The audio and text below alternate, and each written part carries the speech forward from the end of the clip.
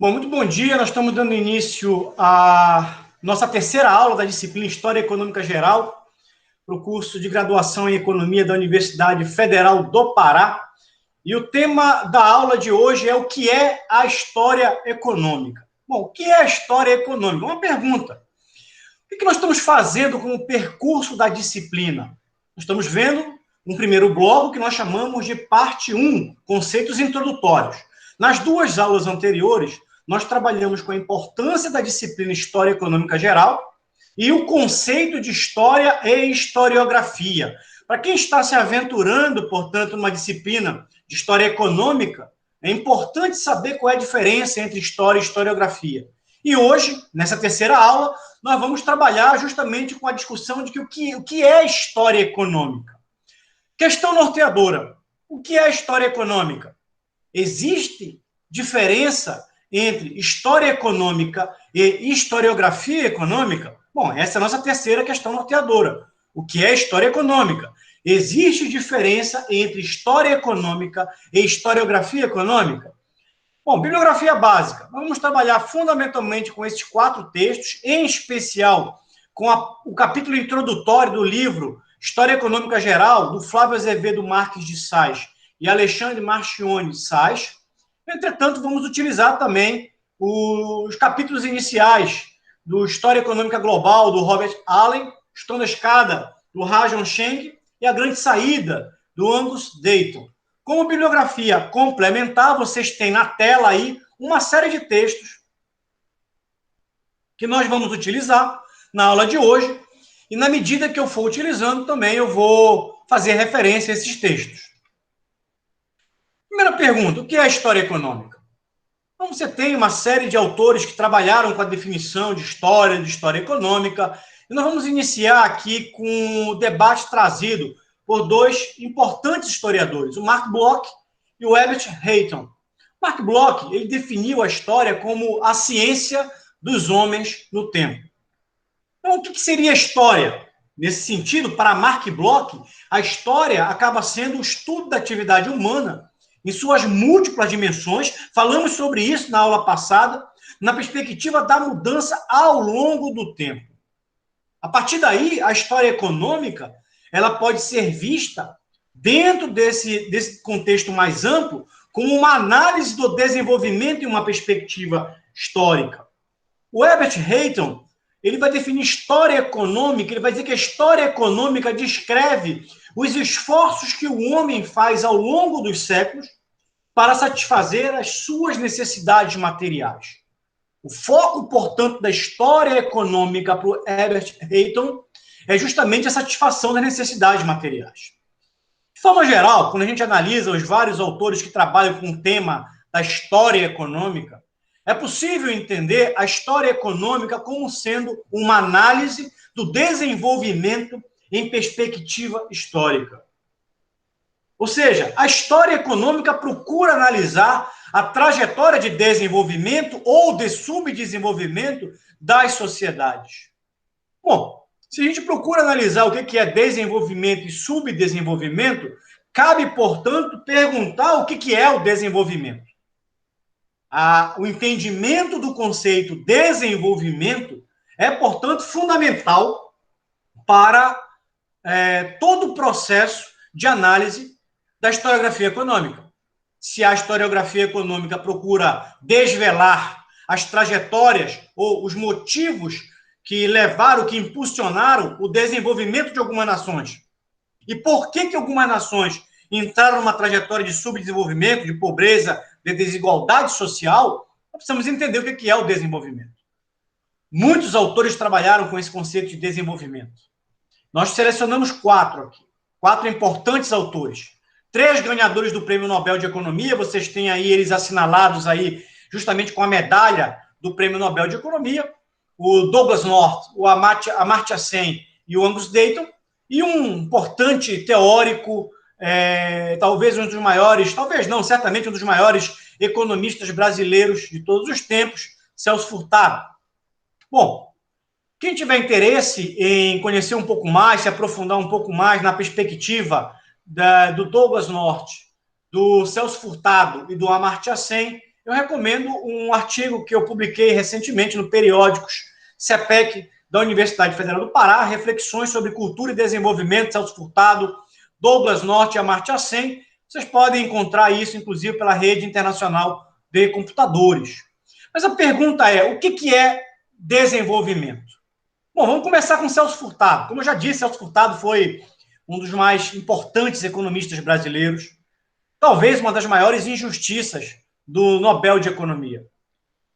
Celso Furtado foi um dos principais fundadores, junto com Raul Prebisch, do pensamento estruturalista latino-americano. Ele foi extremamente importante para o desenvolvimento da teoria do subdesenvolvimento. Aliás, o Celso Furtado ele é interessante, ele é um autor interessante, porque enquanto todos os demais autores estavam preocupados em analisar, estudar, compreender o que era o desenvolvimento, o Celso Furtado ele se preocupou em entender e compreender o que era o subdesenvolvimento. Inicialmente olhando para o Nordeste, paraibano como ele era, depois olhando para o Brasil e para a América Latina como um todo. Então, para o Celso Furtado, só um economista imagina que um problema de economia é estritamente econômico. É uma ironia. Celso Furtado ele começa a dizer, ele diz que os problemas econômicos são multidimensionais. A análise, portanto, do desenvolvimento e do subdesenvolvimento, ele é uma problemática multidimensional. Então, para ele, na perspectiva do Celso Furtado, 5 aspectos merecem uma atenção especial. Quais são esses aspectos? Primeiro, a negação do desenvolvimento com uma série de estágios sucessivos. Alguns autores teorizaram dizendo que haviam etapas que eram percorridas pelas nações até chegarem ao desenvolvimento. E ele vai dizer, não existe um processo etapista de desenvolvimento das sociedades. Segundo ponto, a negação do subdesenvolvimento como uma etapa inevitável para o atingimento de níveis superiores de desenvolvimento. Subdesenvolvimento, para o Celso Furtado, não era, portanto, uma etapa para se chegar ao desenvolvimento, mas, pelo contrário, era resultado de um processo histórico de longo prazo, era, portanto, uma formação coetânea. Desenvolvimento e subdesenvolvimento eram resultados de impulsos, do mesmo impulso, da forma como o sistema capitalista acabou se consolidando no plano internacional, da forma como o progresso tecnológico foi incorporado pelas sociedades e resultado de mais formações sociais na periferia do sistema. Terceiro ponto é a própria concepção de desenvolvimento. O Celso Furtado vai trabalhar justamente com uma concepção de desenvolvimento muito peculiar, muito particular, que vai lhe proporcionar a ideia de que o desenvolvimento acaba se constituindo como uma ampliação dos horizontes de possibilidades dos atores sociais. Quarto ponto, ele vai entender a complexidade e as ambiguidades inerentes à ideia de desenvolvimento. Ele vai trabalhar com isso. Ele vai mostrar, olha, tanto o desenvolvimento como o subdesenvolvimento são heterogêneos. Não existe um único padrão de desenvolvimento e um único padrão de subdesenvolvimento. E, obviamente, ele vai trabalhar em alguns dos seus trabalhos, dos seus livros, com o mito do desenvolvimento econômico. Partindo do pressuposto que nem todos os países, ou nações, ou sociedades vão atingir o desenvolvimento econômico, mas o desenvolvimento econômico ele é resultado o subdesenvolvimento de um lado, ele é resultado de questões políticas, culturais, econômicas, ele é resultado de um processo de uma incoerência social coletiva, e a superação do subdesenvolvimento somente pode ser compreendida como resultado de um processo político articulado pelo Estado, um processo consciente, portanto, de antevisão, de planejamento, de antecipação, na qual o Estado chama para si a síntese de múltiplas cadeias de reações e, a partir daí, define estratégias, ações concretas num processo de planejamento da superação do subdesenvolvimento. Bom, como eu já disse, mas é importante repisar, na visão do Celso Furtado, desenvolvimento e subdesenvolvimento são situações históricas distintas, porém, derivadas de um mesmo impulso inicial, faces, portanto, de uma mesma dinâmica. Com o subdesenvolvimento, se constituindo para Furtado num processo histórico autônomo e heterogêneo de conformação estrutural produzido pela forma como o progresso tecnológico foi propagado no plano internacional e, como eu já disse, derivado de más formações sociais e econômicas durante o processo de difusão do sistema capitalista na periferia. Então, para o Furtado, toda economia subdesenvolvida é, portanto, necessariamente dependente e periférica. Por quê? Porque o subdesenvolvimento ele é uma criação da situação de dependência e também, em função disso, um desequilíbrio na assimilação dos avanços tecnológicos que são produzidos pelo centro capitalista, pelo capitalismo industrial.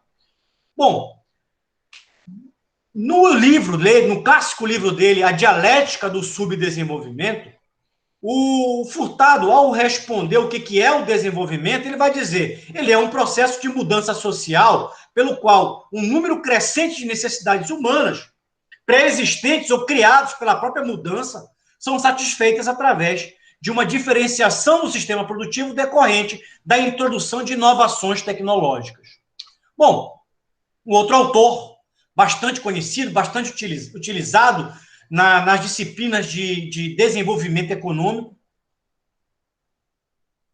um teórico indiano bastante influente, Amartya Sen, escreveu vários livros, entre ele o clássico Desenvolvimento como Liberdade. Ele vai estabelecer o desenvolvimento como sendo portador de importantes vínculos da economia com demais fatores. Portanto, o desenvolvimento para o Amartya Sen não é uma problemática meramente econômica, mas ela é econômica que envolve, que dialoga com questões como liberdade, justiça, democracia, oportunidade social, demografia, ética, direitos humanos, escolha, instituições, meio ambiente e comprometimento social. Acho que o desenvolvimento para o Amartya Sen, acho que ele transparece muito bem o estágio atual do conceito de desenvolvimento.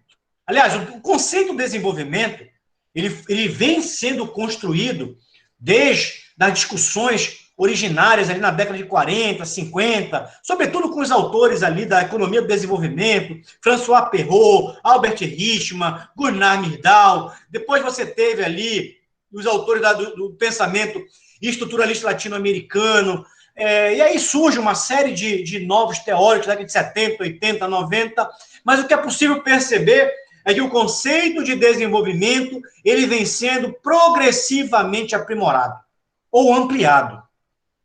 Antes, desenvolvimento era visto inicialmente como apenas aumento da capacidade produtiva de uma sociedade ou aumento da renda per capita. Se confundia desenvolvimento com crescimento econômico. Depois começou a perceber que crescimento econômico, apesar de ser um elemento importante, fundamental, não era o único elemento para a determinação do desenvolvimento. O desenvolvimento, portanto, vai além do crescimento econômico, envolve uma série de fatores sociais. Quero convidar vocês a lerem ali, vocês têm a corujinha ali, que nos convida sempre a uma leitura, uma passagem do Desenvolvimento como Liberdade, onde o Amartya Sen nos diz que ter mais liberdade melhora o potencial das pessoas para cuidar de si mesma e para influenciar o mundo. Questões centrais para o processo de desenvolvimento. Liberdade, portanto, para o Amartya Sen, é uma mola propulsora do desenvolvimento. A liberdade proporciona, portanto, ao indivíduo a oportunidade de construir trajetórias coletivas, trajetórias sociais que dialoguem com os múltiplos aspectos do desenvolvimento. E, a partir daí, ele começa a trabalhar com as questões relativas às liberdades fundamentais. Mais uma vez, um convite para a gente ler um trecho aí do Desenvolvimento como Liberdade, no qual o Amartya Sen destaca a estreita relação entre liberdade e desenvolvimento. Diz assim o Sen: a expansão da liberdade é vista, por essa abordagem, como o principal fim e o principal meio do desenvolvimento. Ou seja, a liberdade para o Sen é fim e meio do desenvolvimento. O desenvolvimento consiste, portanto, no quê? Na eliminação de privações de liberdade que limitam as escolhas e as oportunidades das pessoas de exercer ponderadamente sua condição de agente, de elemento, portanto, ativo numa sociedade. A eliminação de privações de liberdades substanciais é, portanto, para o SEM, constitutiva do desenvolvimento. Porém, para uma compreensão mais plena da relação entre desenvolvimento e liberdade, precisamos ir além desse reconhecimento básico, ainda que crucial. A importância intrínseca da liberdade humana em geral, como objetivo supremo do desenvolvimento, é acentuadamente suplementada pela eficácia instrumental de liberdades específicas na promoção de liberdades de outros tipos. Portanto, existem liberdades instrumentais fundamentais. Nosso quadro aí, que vocês estão observando na tela, nós temos aqui as liberdades fundamentais trabalhadas pelo Amartya Sen e um breve resumo. Liberdades políticas, as oportunidades econômicas, as oportunidades sociais, as garantias de transparências e a segurança protetora. São elementos, portanto, para o Amartya Sen fundamentais. Eu convido vocês a lerem depois com mais calma aí o livro Desenvolvimento como Liberdade, que é um livro que eu li e reli algumas vezes, e ano passado eu fiz uma terceira ou quarta releitura do livro, e é um livro, cada vez que a gente lê o livro, ele nos traz aspectos interessantes, novos, é sempre assim. O processo de leitura, ele sempre é uma redescoberta, mesmo quando você lê obras que você já tinha lido anteriormente. Bom, Angus Deaton, economista britânico, ganhador do Prêmio Nobel de Economia, assim como o Amartya Sen, pelo seu conjunto da obra, foi premiado com o Nobel de Economia, também o Angus Deaton também foi premiado com o Prêmio Nobel de Economia. É um autor preocupado com a problemática do desenvolvimento e ele explicita que a avaliação do bem-estar de uma sociedade precisa ir além da simples análise do padrão de vida expresso na renda. Eu já disse isso é algo que os economistas resolveram ali na década de 70, 80 e entenderam que não dá para pensar desenvolvimento econômico como mero crescimento econômico, mas deve incluir variáveis como liberdade, educação, autonomia, dignidade, inclusive a possibilidade de participar de forma ativa da sociedade. Eu fiz questão de colocar essa questão do Angus Deaton para mostrar como ele dialoga centralmente com Amartya Sen, o que mostra, portanto, para esses autores que há uma compreensão hoje do desenvolvimento como sendo uma problemática transescalar, multidimensional.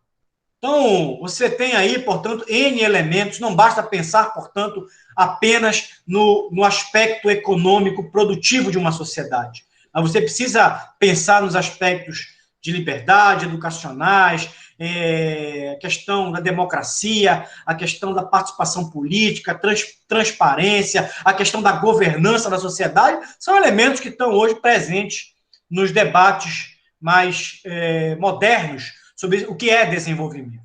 Bom, um outro autor que eu gosto bastante, também ganhador do Prêmio Nobel de Economia,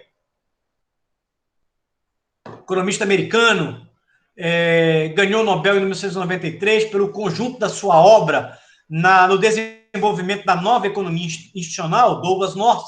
Ele vai dizer que o desenvolvimento ele é um fenômeno eminentemente institucional. Aliás, nós vamos ter oportunidade daqui a 2 aulas, na semana que vem, de discutir justamente a perspectiva institucional do desenvolvimento. Ele é resultante, portanto, esse desenvolvimento de complexas interações entre forças econômicas, políticas e culturais, da qual fazem parte diversos arranjos, distintos arranjos institucionais. E esses distintos arranjos institucionais acabam conferindo diferença nas trajetórias de desenvolvimento das sociedades. Então, as trajetórias de desenvolvimento ou as trajetórias de subdesenvolvimento, elas são determinadas pelas suas instituições e pela matriz institucional conformada historicamente pela sociedade, bem como as diversas formas de organização da sociedade. Então, nesse sentido, a partir dos epígonos aí do Douglas North, o sucesso ou fracasso das nações acaba sendo decorrente das suas formações históricas. Daí a importância de você estudar história econômica, daí a importância de você entender história econômica como aspectos não somente relacionados à problemática da economia, A história econômica olha para além da problemática da economia e procura entender como questões econômicas foram moldadas, influenciadas, impactadas por circunstâncias, por singularidades históricas, sociais, políticas, culturais, as mais diversas. E também ele vai enfatizar que essas particularidades culturais, políticas, econômicas vão moldar instituições que foram criadas ou evoluíram e, a partir daí, condicionaram trajetórias de desenvolvimento que vão acabar determinando o trancamento ou lock-in desses países nessa trajetória. Há, portanto, possibilidade de você romper. Mas isso nós vamos, com essa trajetória, mas isso nós vamos ver em aulas futuras. Bom, em síntese, o que nós estamos enfatizando aqui é que o desenvolvimento ele pode ser entendido também numa perspectiva histórica. Há quem trabalhe a teoria do desenvolvimento, conceitos de desenvolvimento, mas o nosso entendimento é que, mesmo os conceitos, eles só podem ser construídos, elaborados, a partir de uma perspectiva histórica. Portanto, o nosso foco, o nosso desiderato na disciplina História Econômica Geral é entender, vislumbrar o desenvolvimento numa perspectiva histórica. E no nosso caso, da nossa disciplina aqui, no segundo bloco, no terceiro bloco, a transição do feudalismo para o capitalismo e a revolução industrial com a consolidação do capitalismo como sistema econômico hegemônico em nível mundial.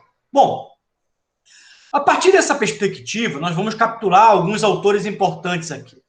Um economista coreano radicado em Cambridge, muito conhecido pelos seus trabalhos desenvolvidos no campo da economia institucional. Hoje ele é membro de uma linha de pensamento chamada economia política institucional, Rajan Cheng, que escreveu um clássico da historiografia econômica chamado Chutando da Escada. Ele vai nos dizer o seguinte, aí um convite do nosso Corujinha aí para a leitura. O lamentável é que nas últimas décadas, com raras e honrosas exceções, poucos estudos sérios aplicam a perspectiva histórica à análise do desenvolvimento econômico. O Cheng, ele, no seu primeiro capítulo da sua obra, ele vai dizer exatamente isso, que é importante que os economistas resgatem a perspectiva histórica da análise econômica. E, com isso, resgatem a perspectiva do desenvolvimento a partir de uma análise historiográfica. Bom, ele vai dizer que no livro dele, que inúmeros são os mitos e concepções errôneas da história do desenvolvimento alusivo aos países centrais. Então, você só consegue desfazer os mitos quando você consegue conhecer realmente a história. Por isso a história importa para o Rajan Cheng, para desfazer os mitos. E a partir daí ele reafirma a importância da análise histórica, que serve, inclusive, como um repto, na perspectiva dele, para determinados discursos econômicos em prol de boas práticas e boa governança. Isso é um tema extremamente polêmico. Nós não vamos entrar aqui, não é objeto da nossa disciplina, mas é um tema extremamente polêmico, sobretudo entre os autores institucionalistas. Há todo um colóquio aí entre ele com Dairon Acemoglu, James Robinson, com Douglas North, com Yared Diamond, com o Geoffrey Hudson, sobre essa questão. Então, isso é uma questão que vem hoje balizando o debate contemporâneo da economia institucional e suas múltiplas escolas de pensamento. Ele continua, ele vai dizer, infelizmente, nas últimas décadas, mesmo a economia do desenvolvimento e a história econômica, dois subcampos da economia que dão grande relevância à abordagem histórica, foram abafados pela predominância da economia neoclássica, que rejeita categoricamente esse tipo de raciocínio indutivo. Portanto, a análise da história econômica e a análise do desenvolvimento econômico, ele é um raciocínio indutivo. Ele parte do concreto para uma abstração e, a partir daí, você teoriza. Ele continua. A consequência funesta disso foi tornar particularmente ahistórica as discussões contemporâneas sobre política de desenvolvimento econômico. Daí vem equívocos que geram simulacros. Será que determinadas políticas, elas podem ser adotadas em qualquer contexto geográfico, cultural, político, social ou histórico ou não? Existem particularidades históricas, condicionantes institucionais que acabam determinando o sucesso ou não de determinadas políticas públicas. Ele vai mostrar isso ao longo do livro dele, o que levou alguns países a terem um processo de catch-up, ou seja, de desenvolvimento, de alcance daqueles que estão na liderança econômica. Políticas industriais são importantes, políticas de ciência e tecnologia são importantes, políticas educacionais são importantes, e isso ele discute no livro dele. Mas essas políticas, elas são ancoradas em contextos históricos, que são singulares. Então, a análise do desenvolvimento, ela deve ser feita, de acordo com Rajan Cheng, a partir de uma perspectiva histórica. Bom, Robert Allen, que é outro autor também no campo da historiografia econômica. Nós já vimos, inclusive, algumas questões dele na aula passada. Nesse livro pocket dele, História Econômica Global, um livro bastante resumido, fácil de ser lido, e traz alguns insights interessantes. Então, para o Allen, a história econômica, como nós já vimos na aula passada, é a rainha das ciências humanas. Para ele, a mais importante linha de análise da economia, inclusive extrapola isso para outros campos das ciências da sociedade. Então, tem como objeto o quê? O título da obra clássica do Adam Smith, o Inquérito sobre a Natureza e a Causa da Riqueza das Nações. Nós já vimos que, em aula anterior, que as perguntas movem o mundo, as perguntas movem a ciência, as perguntas movem a ciência econômica e as perguntas movem a história econômica. E desde o lançamento em 1776 da Riqueza das Nações, os economistas vêm se perguntando recorrentemente quais são os fatores que levaram determinados países à prosperidade e outros ao subdesenvolvimento e à desigualdade. Então, relembrando uma citação do Allen que nós já vimos aqui no anterior, os economistas procuram as causas numa teoria atemporal do desenvolvimento, enquanto os historiadores econômicos situam essas causas num processo dinâmico de transformação histórica. A história econômica se tornou especialmente instigante nos últimos tempos, quando a pergunta fundamental, por que alguns países são ricos e outros são pobres, surgiu. Então, ele se faz essa pergunta. Então, ele prossegue a partir daí, trazendo outros questionamentos. As perguntas movem a história econômica. Por que alguns países são ricos e outros são pobres? Por que a Revolução Industrial aconteceu na Inglaterra e não na França? Por que o crescimento econômico teve o seu arranque na Europa, em vez de se dar na Ásia ou na África? Aliás, essa pergunta ela está sendo cada vez mais trabalhada no campo da historiografia econômica e da teoria do desenvolvimento econômico. Então, existem muitos trabalhos, inclusive, sendo produzidos hoje no campo da fronteira do pensamento, do desenvolvimento econômico, da historiografia econômica, sobre os motivos que levaram, portanto, por exemplo, a China ou a Índia a não terem sido pioneiras na Revolução Industrial. Aliás, o Allen aí traz um quadro analítico, uma tabela muito interessante. Então, essa tabela mostra aí o PIB per capita do mundo entre 1820 e 2008. Então, você tem aí 5 períodos temporais, 1820, 1913 ali, com quase no início da Primeira Guerra Mundial, 1940 já no contexto da Segunda Guerra Mundial, 1989, já no período ali, final da década de 1980, com a crise ali do Estado Nacional Desenvolvimentista, do welfare state, das políticas keynesianas, e em 2008, quando a gente teve a crise do subprime, que foi uma crise econômica muito, muito importante nos últimos anos. Impactou, inclusive, a economia mundial. Aí ele pega mais ou menos essas 5 datas aí, para mostrar como aconteceu a evolução do PIB per capita no entorno do mundo. Qual é o ponto de partida aqui? Por volta de 1750, nós temos ali, sobretudo na Grã-Bretanha, a primeira Revolução Industrial. A primeira Revolução Industrial que deu um start ali.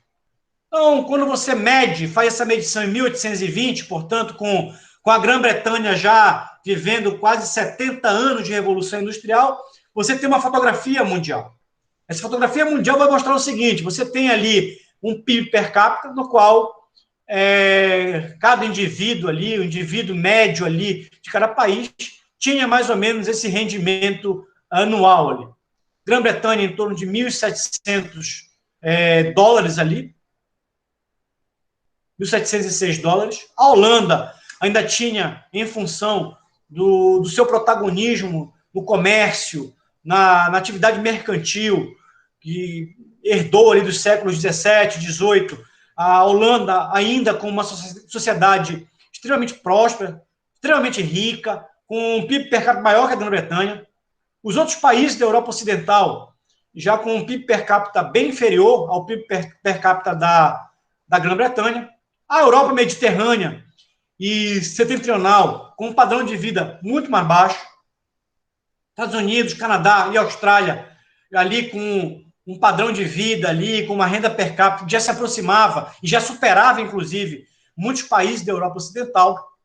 Europa Oriental, União Soviética, Argentina, Uruguai, Chile, outros países da América Latina. O Japão, olha só o Japão ali. O Japão, nesse momento, ainda era um país feudal, agrário, subdesenvolvido. Taiwan e Coreia do Sul, a própria China, subcontinente indiano, Ásia Oriental, Oriente Médio, África subsaariana, com um nível baixo, mas extremamente homogêneo.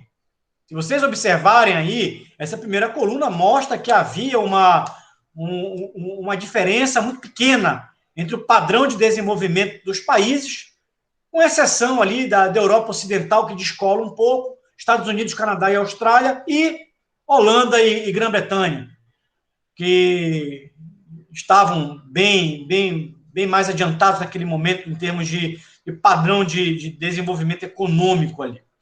Bom, quando a gente olha para 1913, portanto, quase 100 anos depois, os países já tendo consolidado a primeira Revolução Industrial e o mundo já ter entrado na segunda Revolução Industrial por volta de 1870, ali você teve um período ali de 30 anos extremamente conturbados do ponto de vista econômico. Você teve ali a Via Prussiana, a Revolução Meiji, você teve a Argentina entrando num processo fantástico de desenvolvimento econômico a partir da exportação de grãos, a partir da produção de carne. Você teve ali um período onde você teve pelo menos duas crises internacionais importantes, uma chamada Primeira Grande Depressão ali naquele período, questionamento do padrão ouro, um período extremamente rico. Esse período que vai de 1870 até 1913 é um período econômico muito intenso. E vai eclodir, obviamente, ali com a disputa entre os países centrais por territórios econômicos com objetivo de exploração, período chamado de imperialismo, que vai culminar com a Primeira Guerra Mundial.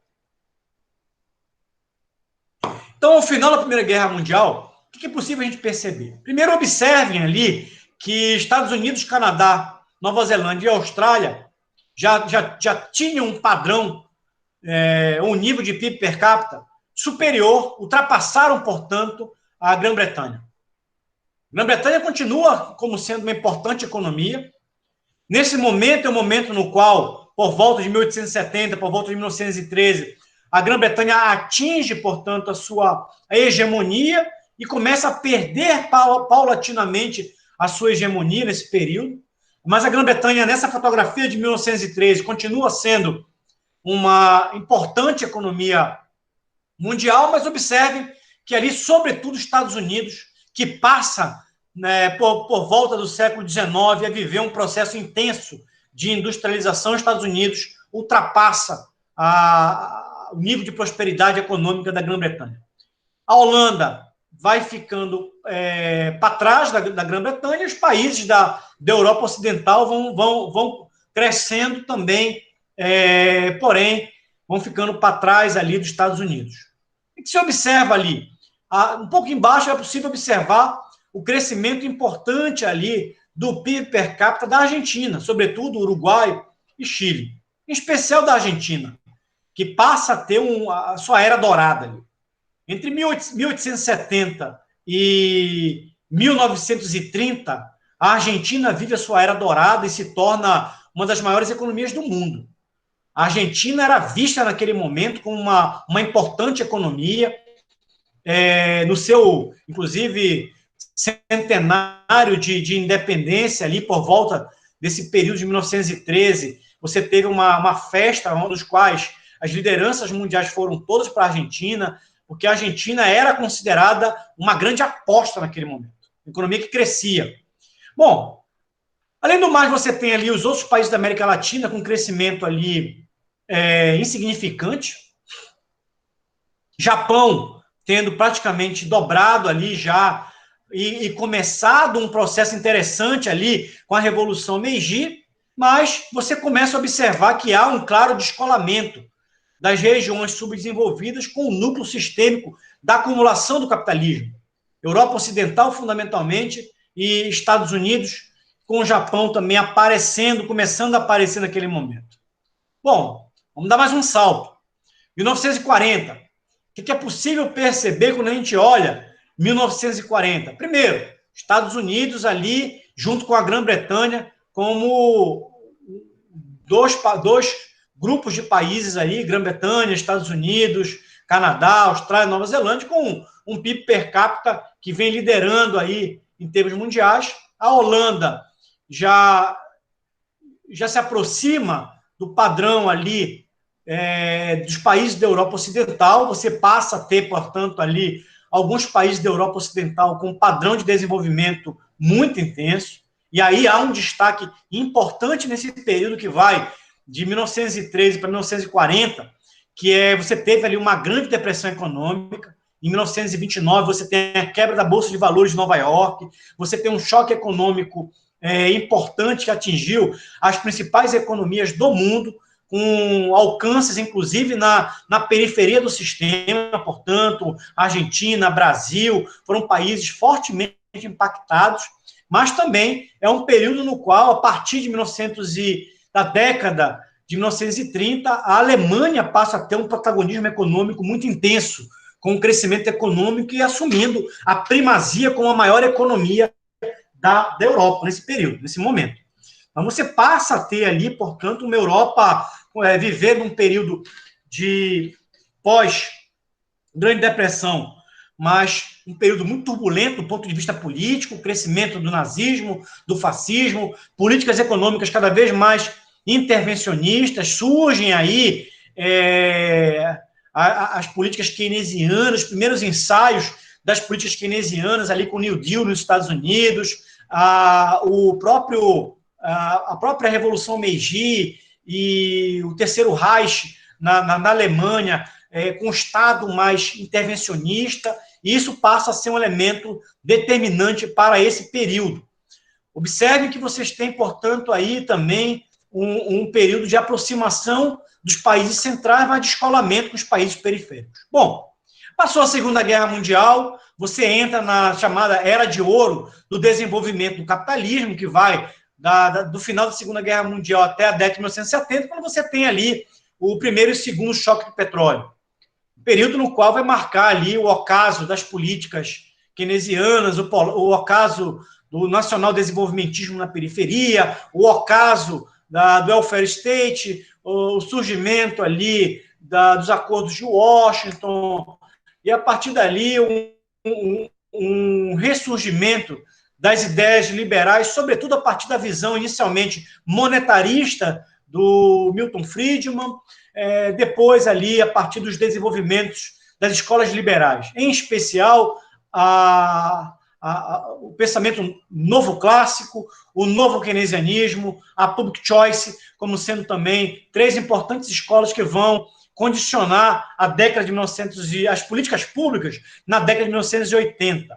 Em 1989, nós temos ali uma quarta fotografia. Bom, 89 marca, portanto, o processo de pós-ressaca do segundo choque do petróleo, um período de ocaso da Guerra Fria ali.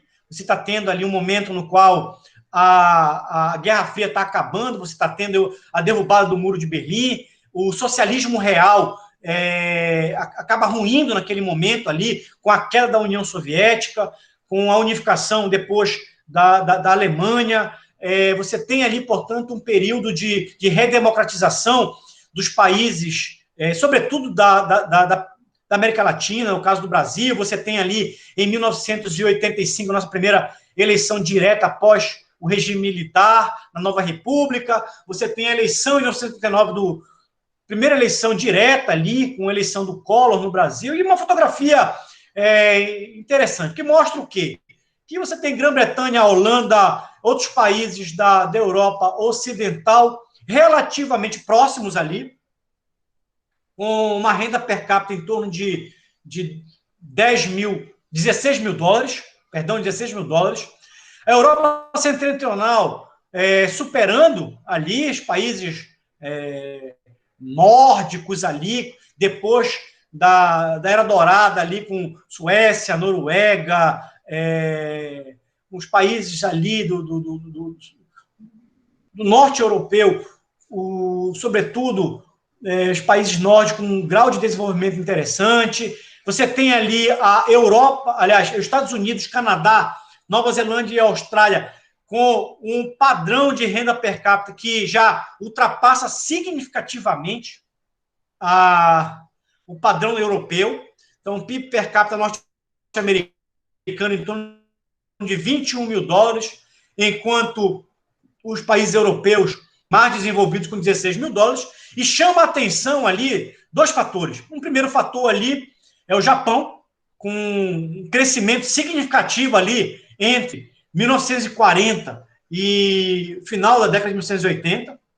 O Japão vive, portanto, um período intenso ali, principalmente em função do Plano Marshall, do processo de reconstrução europeu ali, que inspirou, inclusive, também políticas importantes para o Japão, dentro do contexto da Guerra Fria.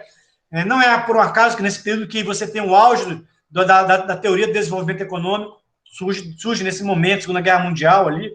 Então, você tem o Japão ali como sendo uma economia que passa a se tornar uma das 3 maiores economias do mundo.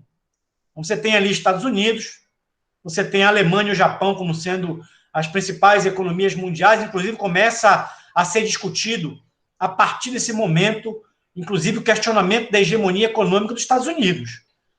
Estados Unidos que se consolidou no pós-Segunda Guerra Mundial como a principal economia mundial, a partir da década de 80, 90, começa a ser discutido uma multipolaridade econômica com um crescimento significativo ali do Japão, crescimento significativo da participação de outras economias, na Alemanha, por exemplo, na economia mundial. Não é à toa que, não é por um acaso que você tem investimentos japoneses importantes em várias partes do mundo, inclusive no estado do Pará. Parte dos grandes projetos minerais que acontecem ali na década de 1980, ali, como a Albras no Norte, foram realizados com aporte de capital japonês ali. Bom, você tem ali Coreia do Sul mostrando ali já um primeiro insight a partir de importantes alterações institucionais que aconteceram na década de 1970. Você tem o Oriente Médio ali também com crescimento ali já moderado em função do petróleo ali, do protagonismo do petróleo, mas chama a atenção também a estagnação da Argentina nesse momento. A Argentina, que foi uma das maiores economias mundiais, perde o seu protagonismo e fica a reboque ali, entretanto, ainda com um padrão de um PIB per capita superior ali à média dos países ainda da América Latina, em função da sua fase dourada. Volto a dizer, período de 1870 e 1930 foi um período extremamente virtuoso para a economia da Argentina, em especial, para o Uruguai, como efeito rebote ali, mas você ainda tem, no final da década de 1980, a Argentina ainda com uma economia com um PIB per capita superior à América Latina. Você tem o Brasil no meio da América Latina ali, você tem uma média, obviamente a média ela aproxima os extremos, e obviamente o PIB per capita de 4.900 dólares ali não reflete o PIB per capita brasileiro, que acaba sendo diluído pela média Então, você põe ali países extremamente pobres com o PIB per capita muito baixo, como o Brasil, você tem uma média ali de 4.900 dólares. Mas quando você olha ali para o 2008, 2008 é a crise do subprime, já é um novo momento ali, chamado de, estamos vivendo uma nova ordem econômica mundial, globalização, tudo isso impactou ali o período entre 1990, a primeira década dos anos 2000. O que é possível perceber ali? Observem primeiro a consolidação da hegemonia dos Estados Unidos. Os Estados Unidos ali com um PIB per capita ali, junto com o Canadá, Nova Zelândia e Austrália, em torno de 30 mil dólares. Bom, a Holanda, a Grã-Bretanha, a Europa Setentrional, com um PIB per capita também ali menor, mas extremamente elevado, em torno de 25, 24, 23 mil dólares. E você tem ali também o Japão ali se aproximando com 22 mil dólares. Mas observem um fenômeno interessante ali. Primeiro, Coreia do Sul e Taiwan, de 1970 até 2008, esses países fazem parte dos chamados tigres asiáticos, passaram por um processo de crescimento econômico importantíssimo. Fundamentalmente em função de alterações, inovações, mudanças institucionais nos seus países, você passa a ter um processo de crescimento virtuoso ali. Então, a Coreia do Sul, que tinha em 1889 menos da metade do PIB per capita do Japão, já se aproxima do PIB per capita japonês, que é de 22 mil dólares, a Coreia do Sul já se aproxima e se torna uma economia importante. Aliás, os últimos dados mostram que a Coreia do Sul já ultrapassou o Brasil. A Coreia do Sul já é uma economia mais importante do ponto de vista econômico mundial que o Brasil. O Brasil já caiu para 12º lugar no mundo, chegou nesse período ali de 1889 a ser, em função do período ali que vai desde o período chamado de período de industrialização por substituição de importações, iniciando com Vargas, passando pelo plano de metas do Juscelino Kubitschek, o milagre econômico brasileiro, primeiro e segundo PND, o Brasil passa a ter um crescimento econômico importante e se torna a 7ª maior economia do mundo e a mais importante economia da América Latina. Mas observe que a Coreia do Sul, que era um país extremamente pobre no final da década de 1960, ele passa a viver um crescimento virtuoso e se aproxima em 2008 do Japão e hoje se eu não me engano, é a 5ª maior economia do mundo, né? Uma economia extremamente importante hoje. Posso estar errado se é a 5ª, talvez seja a 7ª ou 8ª maior economia do mundo, mas seguramente já passou o Brasil. Bom, o que chama atenção, portanto, nessa análise ali? A Europa também mediterrânea crescendo significativamente. Após a criação da União Europeia, você passa a ter um processo de integração econômica no mercado europeu com os países da Europa Mediterrânea. Quem é a Europa Mediterrânea? Portugal, Espanha, você tem a Itália, a Grécia, são países da Europa Mediterrânea, os países latinos europeus, com um período de crescimento econômico importante ali, e você passa a ter um período de convergência do nível de desenvolvimento europeu ali, nesse período.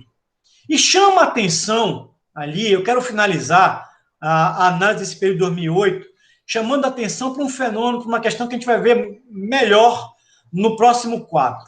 A China. Observe uma coisa. A China, em 1820, tinha um padrão, um PIB per capita de 600 dólares. Portanto, era um país considerado um país, do ponto de vista do PIB per capita, pobre. A China era uma importante economia naquele momento. Mas como você divide o PIB chinês pela população, você tem um baixo PIB per capita, que inclusive cai significativamente em 1913, 1940, mas em 1989 você já começa a observar um crescimento do PIB per capita chinês. Em 2008, você já tem ali um salto para em torno de 6.700 dólares, portanto, já se aproximando do PIB per capita dos países da América Latina. Entretanto, se a gente pegasse os últimos anos, entre 2008 e pegássemos 2020, a gente ia ver certamente um salto ali no PIB per capita chinês, na medida em que a China passou nos últimos 20 anos por um período de crescimento extremamente importante. E isso nos ajuda a entender, primeiro, uma percepção. O que é possível perceber na análise desse quadro aqui? Muitos autores da historiografia econômica vêm trabalhando nos últimos anos com a análise, com o estudo da chamada grande divergência. A grande divergência ela acontece quando? Quando acontece a primeira revolução industrial, você tem um mundo praticamente muito próximo em termos de padrões de desenvolvimento, ou de PIB per capita. Entretanto, quando você tem a Revolução Industrial ela inaugura uma nova era na sociedade mundial. Você tem um sistema capitalista como hegemônico, mas você passa a ter um descolamento entre nações. Você passa a ter algumas nações que crescem economicamente de uma forma mais intensa que outras. Todos os países crescem, mas alguns crescem de uma forma mais intensa e você passa a ter a chamada grande divergência, ou um período de descolamento, ou chamado por alguns de grande ruptura. Muito da historiografia econômica contemporânea, entendendo, inclusive, a análise do desenvolvimento como uma análise do desenvolvimento somente como perspectiva histórica, vem tentando entender isso. Por que a Revolução Industrial marca um novo período e quais foram os fatores explicativos dessa grande ruptura? Então, você vai ter aí vários autores que vão trabalhar, e, sobretudo, os autores da chamada economia institucionalista vêm trabalhando bastante com essa perspectiva. Bom, essa figura, ela ajuda a ilustrar também algumas coisas interessantes. Então, você tem ali uma série de períodos ali. Então, você tem uma distribuição da produção manufatureira mundial ali, a produção industrial mundial, entre 1750 e 2006. Então, você tem aqui vários anos ali. 1750, 1800, 1830, 1860, 1880, 1900, 1913, 28, 38, 53, 73, primeiro choque do petróleo, 1980, 2 anos depois do segundo choque do petróleo, 2006 ali. O que é importante observar ali numa perspectiva de longo prazo? Primeiro, observe como em 1750 a produção manufatureira, e a gente vai trabalhar ali com a perspectiva da participação no total da produção manufatureira mundial ao longo do tempo. Observem que com a Revolução Industrial em 1750, o Reino Unido tinha uma participação na manufatura mundial muito baixa, muito pequena. 50 anos após a Revolução Industrial, tinha crescido mais do que duplicado, triplicou, mas ainda era pequena. 1830 aumenta, 1860 aumenta, e 1880 você tem ali o auge em termos de participação da manufatura mundial. Então, o Reino Unido se aproxima ali dos 20%, ali, passa um pouco dos 20% na produção manufatureira mundial. 1880 é um marco importante na historiografia econômica, por quê? Porque você tem ali um período chamado de Segunda Revolução Industrial. Então, você tem um momento no qual a Grã-Bretanha, em especial, reina absolutamente ali, entre 1750 e 1870, você tem um período ali, 120 anos, de uma hegemonia econômica da Grã-Bretanha, maior economia do mundo, você passa a ter ali uma importante centro financeiro mundial em consolidação.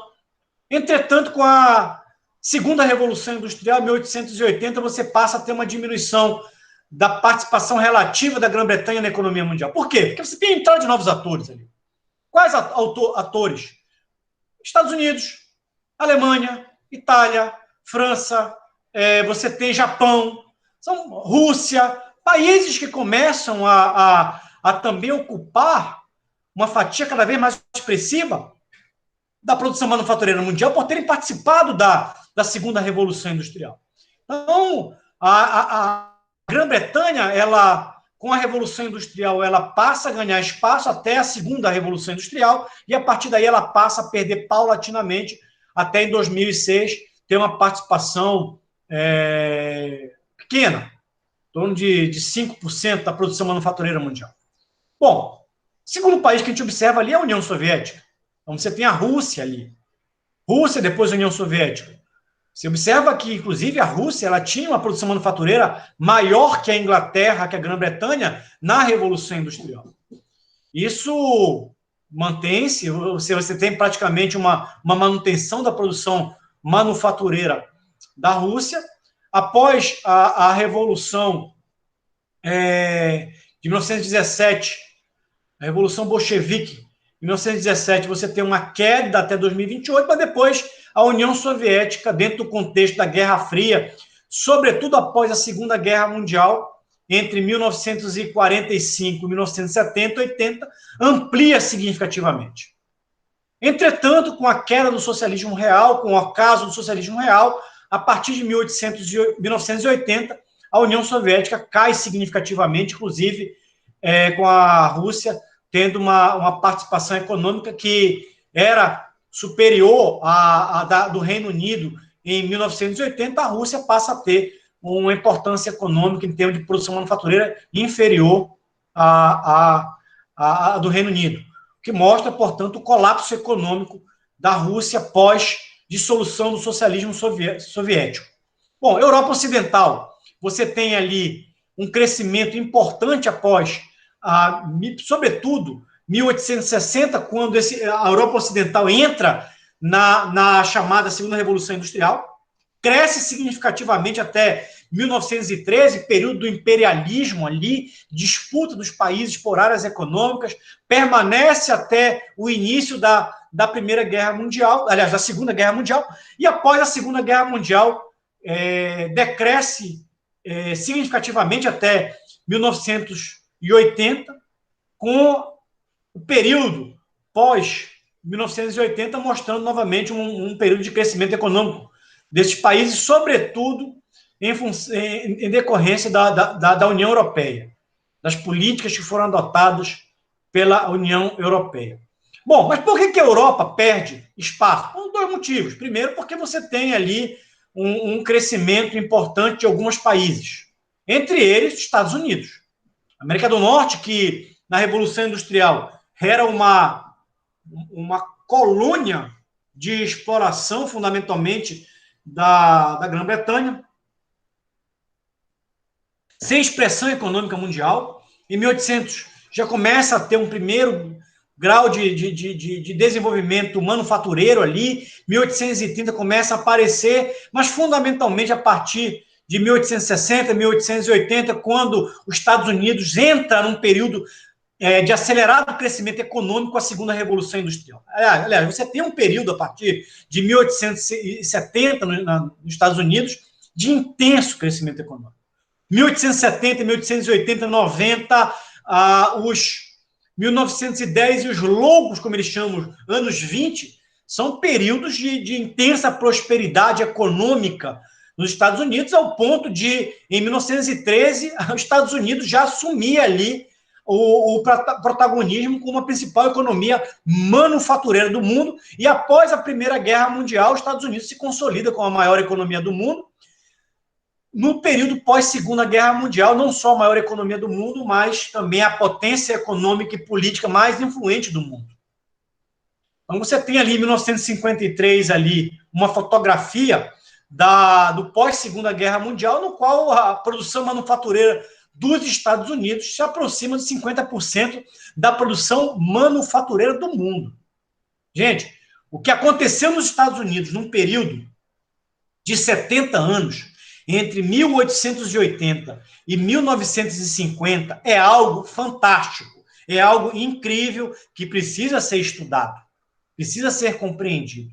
Foi um período de um intenso boom econômico que se repercutiu no protagonismo geopolítico mundial dos Estados Unidos. Bom, na década de 1970 você passa a ter ali uma perda de participação da manufatura na produção manufatureira mundial dos Estados Unidos. Você tem ali um período de crescimento econômico, já falei, da Alemanha, você tem um período de crescimento econômico japonês, você passa a ter os tigres asiáticos, você passa a ter o crescimento também da China, paulatinamente. E isso faz com que os Estados Unidos vá perdendo espaço e tenha uma queda significativa na sua participação da produção manufatureira mundial, uma fotografia em 2006 ali, no qual já não representava metade da produção mundial, mas um pouco mais de 30% da produção mundial. E se a gente tirar uma fotografia de 2020, certamente esse grau de participação também deve ter caído significativamente. Caiu significativamente. Bom, o que chama atenção um outro fenômeno inverso aqui, quando a gente olha. Você tem a China ali. Quando você olha para a China ali, e o subcontinente indiano, China e subcontinente indiano, observem ali o quão importante era a China e o subcontinente indiano na produção manufatureira mundial por volta de 1750. Aliás, a historiografia econômica contemporânea já vem fazendo uma revisão na história econômica e se fazendo uma pergunta. Até pouco tempo atrás, você tinha uma total ignorância em relação aos fenômenos econômicos que aconteciam na China. Você tinha um eurocentrismo e uma centralização muito grande na perspectiva norte-americana da análise, se negligenciando, se omitindo perspectivas em relação ao Oriente, em relação à China, por exemplo, e em relação à Índia. Bom, a historiografia contemporânea vem resgatando, a partir de algumas obras, esse debate. A pergunta é, será que a China ela está recuperando uma posição econômica que sempre foi sua? Essa é uma pergunta interessante. Você tem vários autores fazendo essa pergunta, vários livros se fazendo essa pergunta, sendo publicados recentemente, se fazendo essa pergunta. Muito da historiografia econômica começava com a Revolução Industrial e esquecia o período anterior à Revolução Industrial. A historiografia econômica mais recente tem ido além da Revolução Industrial e tem mostrado que, por exemplo, na Revolução Industrial, por volta de 1750, a economia chinesa e a economia indiana eram extremamente pujantes. Aliás, a China era a maior economia do mundo. A historiografia econômica vem fazendo, inclusive, uma releitura do processo de industrialização da Europa, inclusive mostrando a importância que a China teve como mercado consumidor. A Rota da Seda, por exemplo, vem sendo feita uma leitura, uma releitura da chamada Rota da Seda. Mas, por mais de 1000 anos, desde o Império, do auge do Império Romano até a Revolução Industrial na Inglaterra, a China foi a maior economia do mundo e grande responsável pela integração mundial.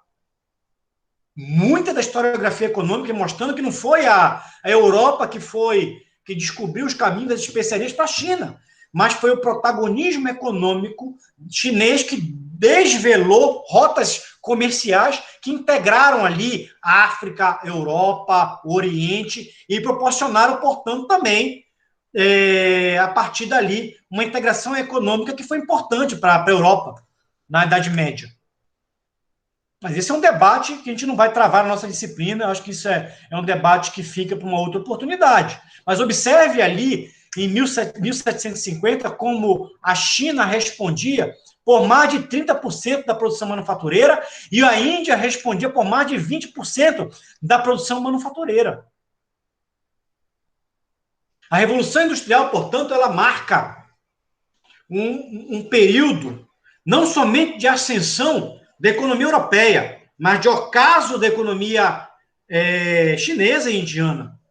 Aliás, muito da historiografia econômica mostra que a Índia, portanto, ela tinha indústrias têxteis mais modernas que a própria indústria, mais dinâmica que a própria indústria europeia pré-revolução industrial. A economia chinesa era mais pujante, existem relatos de viajantes que a China tinha cidades industriais que não deixavam nada a desejar as cidades da Grã-Bretanha no auge da Revolução Industrial. E a pergunta é, o que levou à ascensão da Europa Ocidental e ao ocaso da China e da Índia? Bom, as respostas são variadas, mas uma pista que vem sendo trabalhada foi, inclusive, a própria mudanças institucionais importantes no continente europeu e mudanças institucionais importantes na China, por exemplo. Houve uma mudança de dinastia na China. Eu não quero entrar nisso agora, até para não me alongar muito na aula, mas observem que a China ela era uma importante economia mundial, ela perde espaço, portanto, com a Revolução Industrial, não somente por fatores externos, isso é importante ser entendido, mas também por fatores internos. Houve uma mudança de dinastia e a nova dinastia que assumiu na China proibiu o comércio exterior, fechou os portos, e isso foi um fator importante. Até que, em 1913, a China passa a ser uma economia, não vou dizer insignificante, não é. Era importante, continua importante, mas com um grau de importância na sua participação relativa bem menor da que tinha em 1750. Entretanto, se mantém, mas a partir de 1980 a China começa a crescer exponencialmente, ao ponto de vários analistas dizerem que no ano de 2030 a China será a maior economia do mundo. A China irá ultrapassar os Estados Unidos.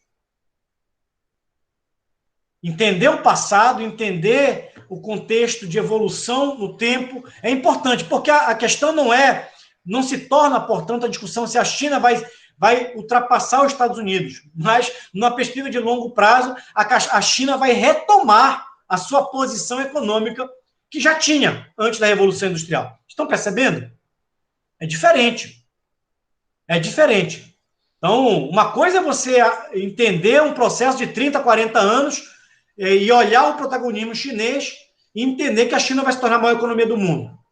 Outra coisa é você olhar no longo prazo e entender que a China já foi a maior economia do mundo por mais de 1000 anos, perdeu num curto período de tempo, se você analisa 2000 anos em perspectiva histórica, portanto, 200 anos em 2000 anos é um período histórico pequeno, mas a China está retomando o seu protagonismo em nível internacional com muita força nos últimos anos. E entra um terceiro agente importante aí, que é a Índia.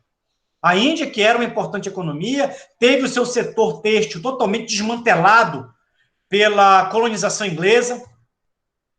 A sua economia entra numa derrocada com a colonização inglesa, mas a Índia passa a crescer de uma forma importante e alguns analistas vêm olhando para o crescimento indiano e há projeções econômicas que em 2050 a maior economia do mundo não será a China, será a Índia.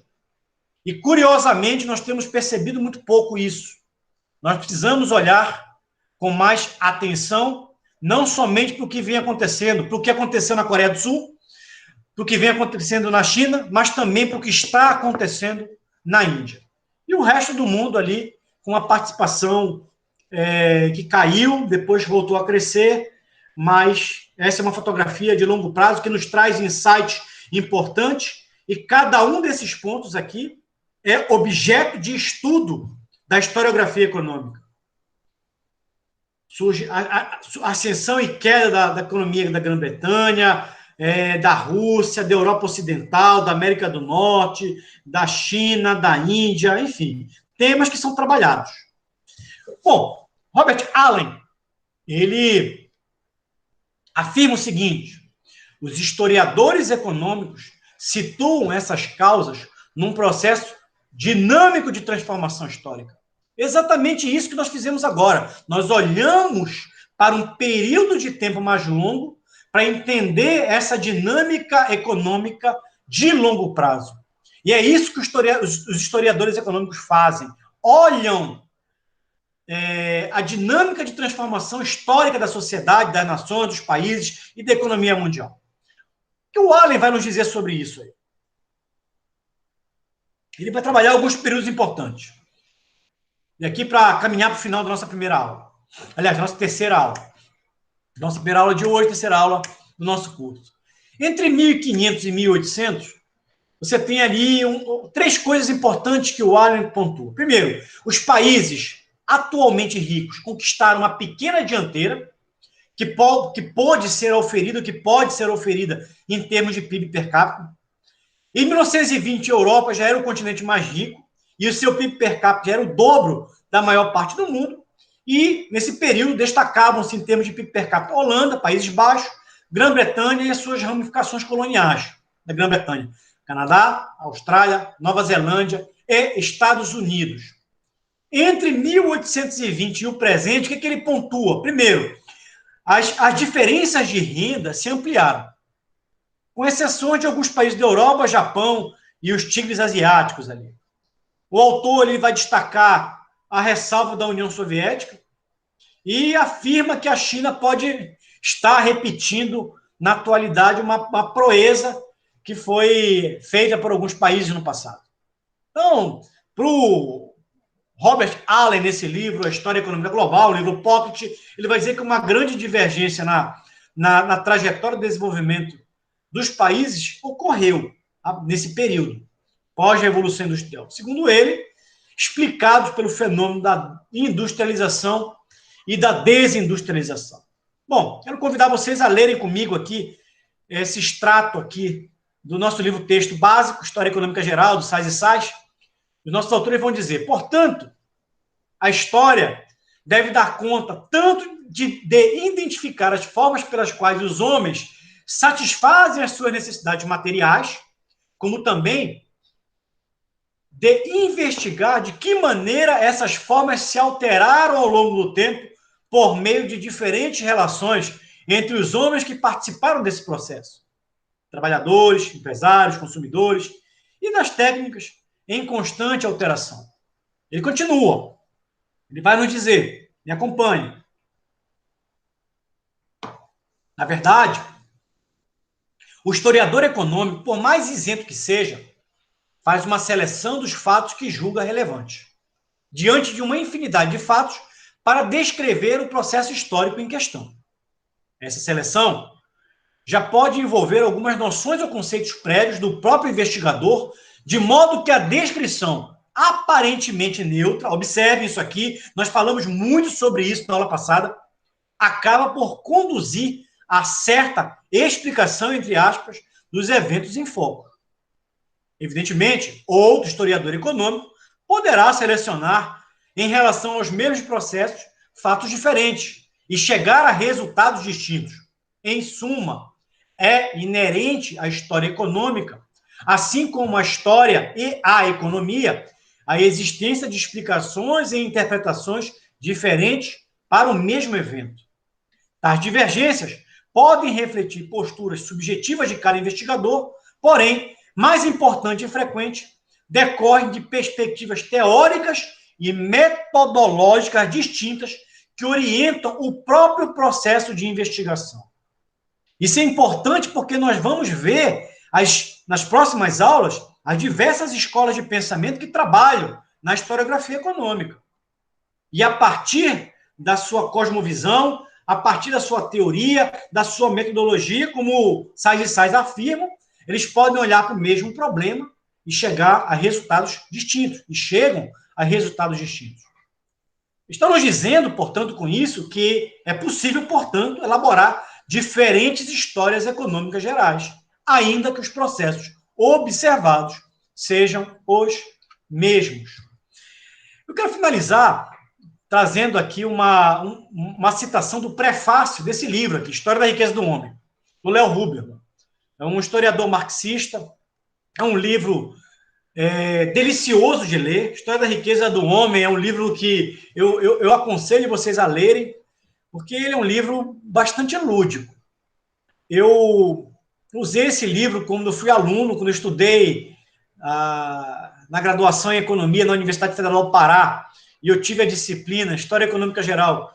Esse foi o livro-texto que o professor recomendou na época. É um livro, obviamente, limitado, porque traz a visão teórica de um único autor, de uma única escola de pensamento, mas, no seu prefácio, ele faz uma provocação que eu considero pertinente. Quando ele fala do livro dele, esse livro foi escrito em 1937. Ele é um livro, portanto, bastante antigo, mas é um livro que permanece atual. Ele diz o seguinte: este livro tem um duplo objetivo. É uma tentativa de explicar a história pela teoria econômica e a teoria econômica pela história. Olha que legal. Teoria econômica e história. Tem muita gente que tenta apartar a teoria econômica da história e a história da teoria econômica. Para o economista e para o bom cientista social, não tem como você analisar os fatos sociais sem teoria. Então, trazer a teoria para a análise dos fatos sociais é fundamental, trazer a teoria econômica para a análise da historiografia econômica é central. E aí ele afirma, essa inter-relação é importante e necessária. O ensino da história se ressente quando pouca atenção se dispensa ao seu aspecto econômico. E a teoria econômica se torna monótona quando divorciada do seu fundo histórico. Eu estou fechando, fazendo um diálogo com a citação do Cheng lá na frente. Lembra que o Cheng falou que nos últimos anos os economistas vêm dando cada vez menos importância para os fatos históricos e vêm com isso construindo mitos, falácias ou equivocando nas suas análises? É exatamente isso. O Leon Hoopman chama atenção para isso. E é isso que eu preciso que vocês percebam, que vocês tragam, que vocês internalizem na formação de vocês. Bom, com isso nós já podemos fechar a nossa aula, caminhar para o fechamento da nossa aula, e vocês, eu tenho certeza que têm total condição de responder a nossa questão norteadora de número 3. O que é história econômica? Existe diferença entre história econômica e historiografia econômica? Já tem total de condições, a partir da literatura recomendada, a partir da nossa aula, de proceder à resposta a essa questão. Nós chegamos, portanto, ao fim da nossa terceira aula. Eu espero que vocês tenham gostado e eu aguardo vocês para a continuidade do nosso curso na nossa quarta aula da disciplina História Econômica Geral.